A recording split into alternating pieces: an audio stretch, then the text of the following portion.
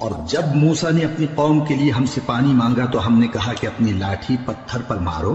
انہوں نے لاٹھی ماری تو اس میں سے 12 چشمے پھوٹ نکلے اور تمام لوگوں نے اپنا اپنا گھاٹ معلوم کر کے پانی پی لیا.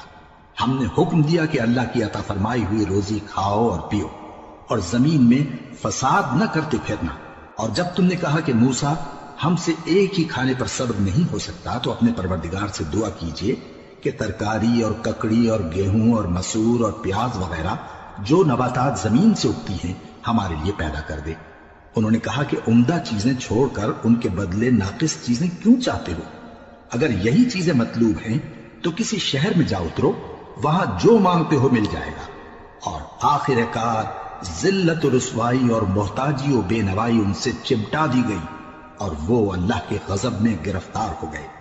یہ اس لیے کہ وہ اللہ کی آیتوں سے انکار کرتے تھے اور اس کے نبیوں کو ناحق قتل کر دیتے تھے، یعنی اس لیے کہ نافرمانی کیے جاتے اور حد سے بڑھے جاتے تھے. جو لوگ مسلمان ہیں یا یہودی یا عیسائی یا ستارہ پرست، یعنی کوئی شخص کسی قوم و مذہب کا ہو، جو اللہ اور روز قیامت پر ایمان لائے گا اور عمل نیک کرے گا تو ایسے لوگوں کو ان کے اعمال کا صلہ اللہ کے ہاں ملے گا اور قیامت کے دن ان کو نہ کسی طرح کا خوف ہوگا اور نہ وہ غمناک ہوں گے.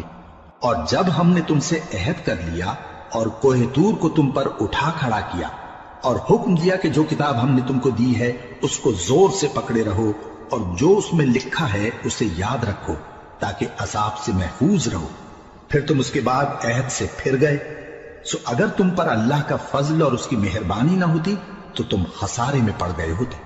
اور تم ان لوگوں کو خوب جانتے ہو جو تم میں سے ہفتے کے دن مچھلی کا شکار کرنے میں حد سے تجاوز کر گئے تھے، تو ہم نے ان سے کہا کہ ذلیل و خوار بندر ہو جاؤ. اور اس قصے کو اس وقت کے لوگوں کے لیے اور جو ان کے بعد آنے والے تھے عبرت اور پرہیزگاروں کے لیے نصیحت بنا دیا. اور جب موسیٰ نے اپنی قوم کے لوگوں سے کہا کہ اللہ تم کو حکم دیتا ہے کہ ایک بیل ذبح کرو، وہ بولے کیا تم ہم سے ہنسی کرتے ہو؟ موسیٰ نے کہا کہ میں اللہ کی پناہ مانگتا ہوں کہ نادان بنوں. انہوں نے کہا کہ اپنے پروردگار سے التجا کیجئے کہ وہ ہمیں یہ بتائے کہ وہ بیل کس طرح کا ہو. موسیٰ نے کہا پروردگار فرماتا ہے کہ وہ بیل نہ تو بوڑھا ہو اور نہ بچڑا بلکہ ان کے درمیان یعنی جوان ہو، سو جیسا تم کو حکم دیا گیا ہے ویسا کرو. انہوں نے کہا اپنے پروردگار سے درخواست کیجئے کہ ہم کو یہ بھی بتا دے کہ اس کا رنگ کیسا ہو. موسیٰ نے کہا پروردگار فرماتا ہے کہ اس کا رنگ گہرا زرد ہو کہ دیکھنے والوں کے دل کو خوش کر دیتا ہو.